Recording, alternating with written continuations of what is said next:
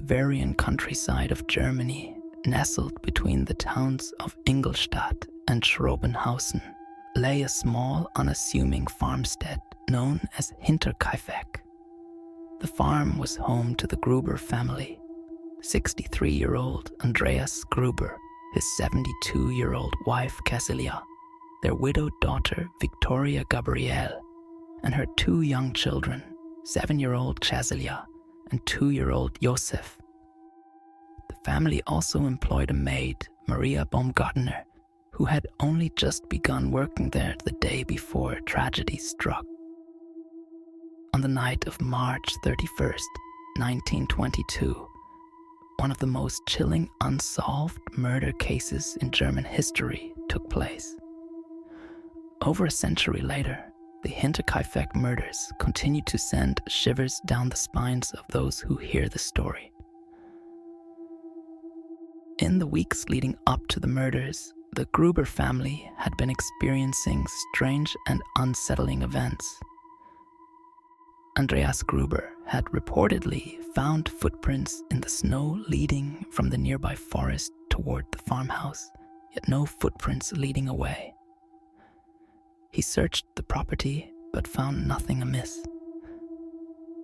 His concern grew when he discovered a set of keys to the house had gone missing. Though he confided in neighbors about hearing strange sounds in the attic and feeling as though they were being watched, he did not alert the authorities. In another ominous event, the family dog had been acting unusually aggressive, barking at something in the darkness.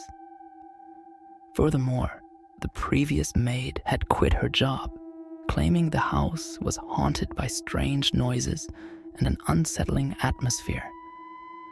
On the night of March 31st, 1922, it is believed that the killer lured several members of the family into the barn, one by one, perhaps by creating a disturbance to attract their attention.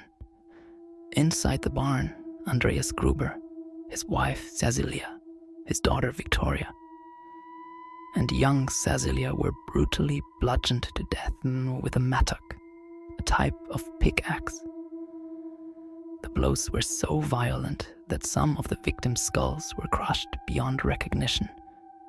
After murdering the 4 family members in the barn, the killer then entered the house and murdered 2-year-old Joseph, who was asleep in his crib, and the maid Maria Baumgartner, who had only started her job that very day. The murders were carried out with methodical precision, and the killer covered some of the bodies with hay or blankets before leaving. Despite the horrific crime, life on the Hinterkaifeck farm seemed to continue as normal in the days following the murders. Smoke was seen rising from the farmhouse chimney, and the neighbors reported seeing the family dogs being fed. However, when young Cecilia failed to attend school and the family missed Sunday church service, concerned neighbors decided to investigate. On April 4th, 1922, they made the gruesome discovery. The neighbors found the bodies in the barn, stacked atop one another, blood pooling beneath the hay that covered them. Inside the house, the maid and Joseph had met the same brutal fate. The local police was summoned, and what they uncovered at Hinterkaifeck only deepened the mystery. The scene was chaotic, yet strangely organized. The killer had stayed at the farm for several days after the murders, eating the family's food, tending to the livestock, and even making use of the fireplace. Whoever had committed the crime seemed disturbingly at ease, showing no rush to flee. However, despite a thorough investigation, the police were left baffled. The murder weapon, a mattock, was discovered hidden in the attic, and the missing house keys were found in the barn. No valuables had been stolen, ruling out robbery as the motive. The family had no known enemies, And although Victoria had a contentious relationship with her father, there was no evidence pointing to a family member as the perpetrator. Autopsies were performed on the bodies, revealing more horrifying details. Young Casilia, the 7-year-old granddaughter, had torn out clumps of her own hair, likely in agony as she lay dying beside her family. It was also determined that the killer had been living at the farm with the bodies for several days, further heightening the sense of dread surrounding the case. Over the years, numerous theories have emerged regarding the identity of the Hinterkaifeck killer, but none have led to a definitive answer. Some believed that Victoria's husband, Carl Gabriel, who was reported killed in World War I, might have secretly survived the war and returned home to commit the murders. However, this theory was eventually dismissed as there was no concrete evidence that he had survived. Another theory pointed to Lorenz Schlittenbauer, a neighbor and former lover of Victoria.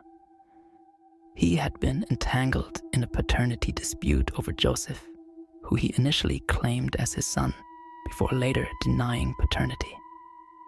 Lorenz was one of the neighbors who discovered the bodies, and his behavior during the search raised suspicion. He reportedly seemed unnervingly calm, going as far as unlocking the barn doors with ease, which led some to wonder if he had prior knowledge of the crime. Despite this, no solid evidence tied him to the murders. Other theories included the possibility of a transient or vagrant committing the murders, but the precision and prolonged stay of the killer suggested that it was someone familiar with the farm and its surroundings.